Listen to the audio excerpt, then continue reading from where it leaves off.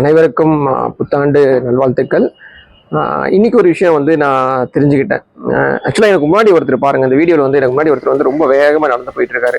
So எனக்கு வந்து டெய்லியும் இந்த பார்க்கில் வந்து ஒரு ½ hour இல்லை ஒரு 45 minutes நான் வாக் பண்ணுவேன். ஸோ அப்படி வாக் பண்ணும்போது அந்த பார்க்லேயே இவர் தான் வந்து ரொம்ப வேகமாக வாக் பண்ணுவார். ஸோ நான் என்ன பண்ணேன்னா, எப்படியாவது அவர் பீட் பண்ணணும் அப்படின்ட்டு நான் நிறைய நாள் ட்ரை பண்ணியிருக்கேன். பட் இப்போ வரைக்கும் என்னால் அவர் பீட் பண்ண முடியல. ரொம்ப வேகமாக நடந்து போவார். அது எப்படின்னு தெரியல. ஒருவேளை அவர் ஹைட் அதிகமாக இருக்கிறதுனால அந்த ஃபுட் லென்த் அதிகமாக வைக்கிறாரா, இல்லை வாக்கு தான் பண்ணுறாரு ஆனால் வேகமாக போவார். என்னால் நான் கொஞ்சம் ஜாக்கிங் பண்ணுற மாதிரி போனால் கூட அவர் பீட் பண்ண முடியாது. ஸோ அந்தளவுக்கு ஃபாஸ்ட்டாக போவார். இங்கே என்ன சொல்ல வரேன்னா, அவரை பீட் பண்ணணும்னு நினச்சி அந்த இன்டென்ஷன் வந்து எனக்கு தானாகவே வர ஆரம்பிச்சது. என்னோட மைண்டில் ஹிட் ஆனது. ஸோ பீட் பண்ணணும்னு நினச்சேன். பட் அதோட பலன் என்னென்னா, ஒரு 2 kg நான் வெயிட் ரெடியூஸ் ஆனேன்.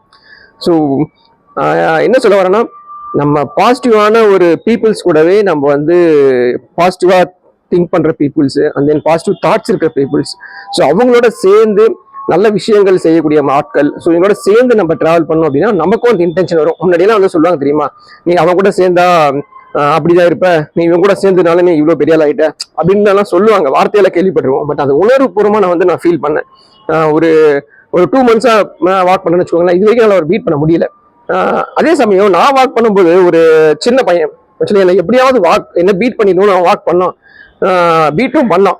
ஸோ திரும்ப நான் அவனை பீட் பண்ணேன். ஸோ இந்த மாதிரி இன்டென்ஷன் வந்து நமக்கு அந்த ஒரு பாசிட்டிவான தாட்ஸ் இருக்குல்ல, அந்த பீப்புள்ஸ்க்கு மத்தியில் அந்த இன்டென்ஷன் வருது பாருங்க. நம்ம ஒரு விஷயம் செய்யணும் அப்படின்னு ஒரு இன்டென்ஷன் வருது, அது செய்யலாம் மாறுது. ஸோ அதை மாறுறதுனால ஒரு பாசிட்டிவான விஷயங்களும் நடக்குது.